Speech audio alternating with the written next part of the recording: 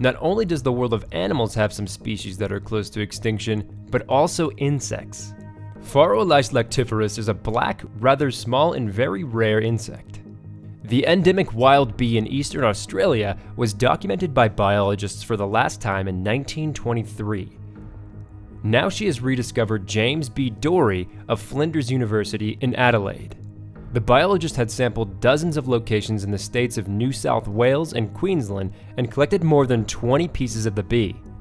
With an average length of 9 to 11 millimeters, the insect is slightly smaller than the European honeybee. The body is mostly black and the head is colored white in places. As Dorey found out, the bee from the Colatidae family specializes in certain plants of the tropical or subtropical rainforest, namely the fire-wheel tree and the flame tree. Perhaps because of the specialization, the wild bee remained hidden for a long time. According to Dorey, it is also unclear whether Pharolais lactiferus is a rare species whose population size has remained stable in the past, or whether its survival was threatened. Genetic data could be obtained in order to examine past population developments, suggests Dorey in his study in the Journal of Hymenoptera Research. He assumes the deforestation and bushfires on the Australian east coast will further reduce the habitat of the bee species and thus threaten it.